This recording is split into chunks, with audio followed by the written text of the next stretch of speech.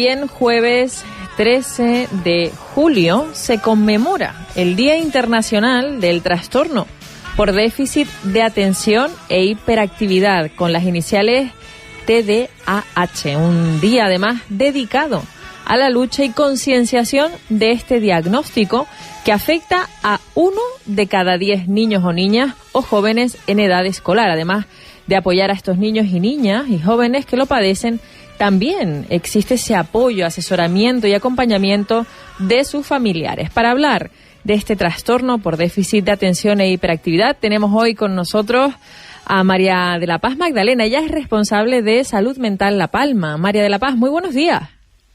Muy buenos días, Estrella. Muy buenos días a todos. Me gustaría que comenzáramos la entrevista partiendo del punto inicial, de la base. ¿Qué es este trastorno, María de la Paz?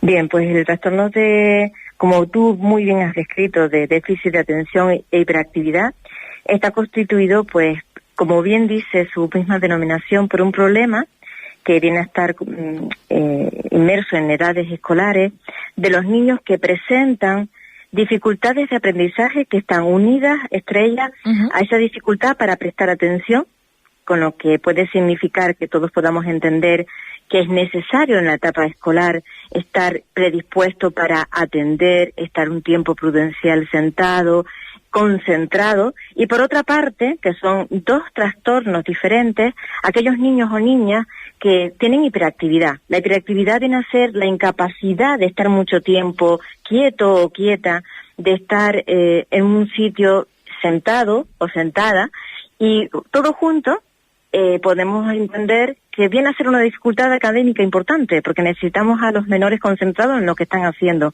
en etapa escolar, que es estar atendiendo al docente. No obstante, nosotros en el Día Internacional, para hablar de este importante problema, estadísticamente, siempre hacemos un llamamiento al que está muy bien hacer diagnóstico, pero que entendamos todos y todas que estamos hablando de menores, con lo que eso significa, ¿no? Y los menores están en una etapa de crecimiento y de evolución donde también hay que entender los padres y docentes que hay que poner el punto de inflexión en que son niños, tienen que jugar, tienen que comportarse como tal, y no todo aquello que parece una conducta disruptiva lo es, y no todo aquello que parece una conducta que necesita ser tratada y diagnosticada lo es. Nosotros queremos dar esa connotación de normalidad, porque en muchos casos constatamos que existen diagnósticos que no son acordes realmente con el estadio de evolución de los niños y de las niñas. Por lo tanto, hacer un llamamiento a dar información de cuáles serían los síntomas, de cuáles serían los puntos de alarma para así buscar asesoramiento y buscar un diagnóstico, pero no siempre hacer un diagnóstico previo con una conducta determinada en etapas tan complicadas como son las de los niños. Claro, porque estamos hablando de síntomas y de alertas, por así decirlo, algunos comportamientos que son necesarios observar para así, con esas señales, pues poder acudir a un especialista y tener ese diagnóstico y sobre todo también, pues bueno, asesoramiento e información al respecto, porque a nivel familiar también, ¿cuál es ese apoyo que se necesita para poder acompañar y ayudar al niño o la niña? Pues lo principal que tenemos que hacer, Estrella, siempre sería mirar cada caso de manera individual y fijarnos mucho en cuál es el entorno educativo y familiar en el cual se encuentra el menor. Es decir, recibe la atención necesaria por parte de sus familiares para hacer actividades escolares, actividades extraescolares, realiza también actividad física ese menor, ese niño, con lo cual es un tema muy importante porque todos los menores, todos sabemos que tenemos que socializarnos. El menor, en la etapa evolutiva, tiene que aprender habilidades sociales y también es necesario que tengan unos correctos hábitos de vida. Esto comprende horas de sueño, esto comprende, Estrella, un tema recurrente, ¿verdad?, cuando hablamos de salud mental, el uso indiscriminado de las redes sociales, comprende también en esos correctos hábitos de vida si está desarrollando alguna actividad deportiva, que no es un tema banal, se convierte en un tema muy importante porque el desarrollo de una salud física va unida también al desarrollo de unas correctas habilidades en salud mental. Va muy unido el concepto de salud físico con el de salud mental. Los familiares son muy importantes, los docentes también. Y como ya yo recalcaba, también es muy importante que todos y todas, Estrella, entendamos que nos encontramos a lo mejor en una sociedad que no está ahora mismo muy capacitada para entender el ritmo frenético que significa tener menores, ¿no? O sea, a lo mejor estamos enfocados incluso a tener al menor entretenido y los padres haciendo otras muchísimas cosas en redes sociales o ciberjuegos, para que no molesten en el desarrollo de la familia. Esto está ocurriendo, ¿cierto? Y luego damos la voz de alarma cuando ya los casos están en un estadio muy avanzado, incluso de adicción. Entonces, poner todos estos factores sobre la mesa para poderlos tratar en un momento determinado es importante, porque no todo el niño que se mueve mucho en el aula estrella significa que tenga una hiperactividad, o no todo niño que falta concentración, a lo mejor lo que le falta son horas de sueño. Entonces es un tema que sí, que tiene que ser abordado de manera multidisciplinar por muchísimos profesionales para poder atender todos estos factores y no quedarnos con unos factores que hagan que se haga un diagnóstico erróneo en una edad muy complicada para luego tener un adulto con un diagnóstico de problemas de salud mental. Precisamente me gustaría, acabas de mencionar algunos casos que ya pues requieren de urgencia o que están en un punto muy avanzado en este trastorno de déficit por atención e hiperactividad. ¿A qué hay que observar? Es decir, ¿qué comportamientos o conductas en un estadio inicial pues los padres y madres tienen que estar pendientes o empezar al menos así observar el comportamiento del niño y la niña?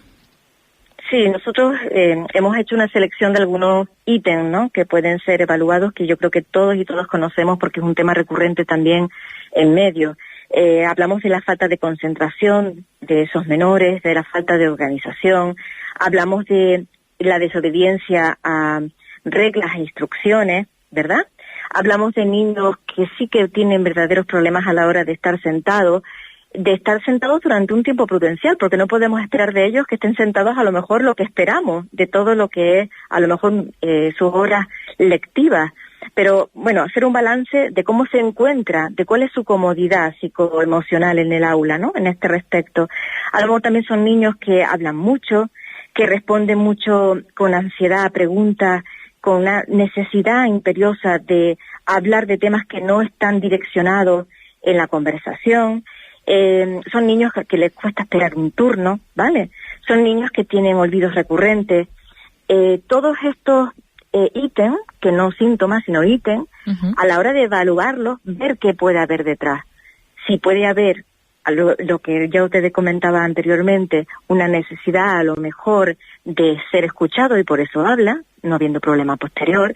Si tiene una necesidad de movimiento, porque a lo mejor lleva estancado delante de un ordenador 16 horas, o sea, evaluar todos los ítems para poder hacer un diagnóstico lo más correcto posible, porque no hay que olvidar, Estrella, que cuando existe un diagnóstico en salud mental también existe un tratamiento, pero también un tratamiento psicofarmacológico, es decir, hay que ser prudentes a la hora de hacer un diagnóstico porque lleva un tratamiento, ¿verdad? Entonces, qué importante es poner el punto de inflexión en que los diagnósticos sean lo más correctos posible, no dejarnos llevar por esta etapa evolutiva llena de conflictos, llena de comportamientos disruptivos, que todos y todas pues somos conocedoras de lo que conlleva un niño. Un niño cuando está frenado y parado también es preocupante, ¿verdad? El niño está cargado de vitalidad, está cargado de energía, está cargado de alegría. Preocupante sería quizás más un niño que no estuviese cargado de todo ese movimiento y que no transmitiese eso, lo que es realmente esa etapa que debe ser la más importante y la más feliz de su vida. Con lo cual, no un niño que esté excesivamente sentado, poco comunicativo y poco expresivo, viene a ser un niño que realmente está adaptado en el aula, ¿de acuerdo? Sí es verdad que tenemos que estar pendientes también del otro niño que tiene el comportamiento contrario, de ambos, y cuando en ambos se da las circunstancias de que pueda ser evaluado, llevarlo a los especialistas, que pueda aprovechar también para poner también el foco de atención en la necesaria atención de los menores por parte de psiquiatría infantil y de psicología infantil. Dos perfiles que en sanidad pública pues sabemos todos y todas que está flojeando. Me gustaría además, María, me acaba de venir también a la mente, ¿cómo es la interacción de niños con TDAH con los otros compañeros de colegio, con los otros niños? Es decir, suelen también precisamente por esos comportamientos quizás o por esas de dificultad académica, suelen sufrir bullying o suelen ser un blanco fácil precisamente de los compañeros por esa incomprensión de no saber qué es lo que tienen o por comportarse diferente? Sí, y también muchas veces suelen ser líderes de comportamiento, ¿verdad? O sea, no siempre una persona, un diagnóstico con un problema de salud mental, como puede ser el TDAH, tiene que ser con un comportamiento disruptivo para que sea un comportamiento que se desajuste en el aula.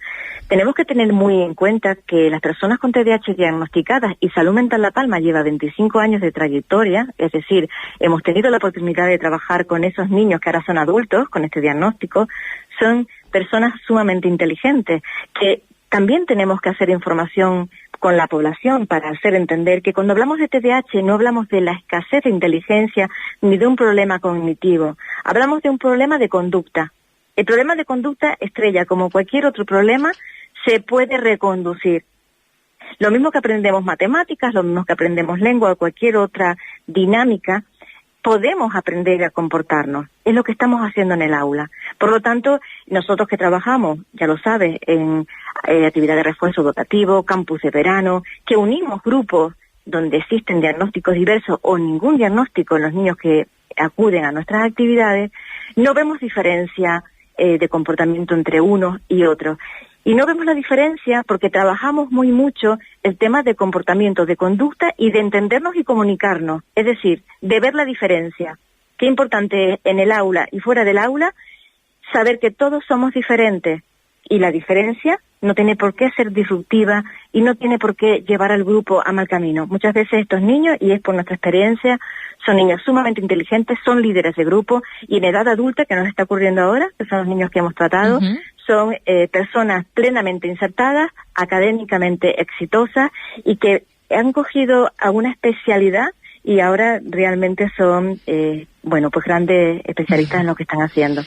Pues precisamente con ese último mensaje, que además considero que es muy positivo acerca de la reconducción y de la importancia de una atención temprana, de un asesoramiento y un acompañamiento, pues cómo efectivamente este problema conductual, que para nada en este caso has insistido muchísimo que es una cuestión de conducta, pues se puede reconducir y por supuestísimo de ahí la importancia de este tipo de difusión también y divulgación en referencia a la salud mental. Muchísimas gracias, María de la Paz, por haber estado en Cadena SER con todos nuestros oyentes. A ti, Estrella, y a todos por escucharnos. Gracias. Un verdadero placer. Que tengas un magnífico día. Igual.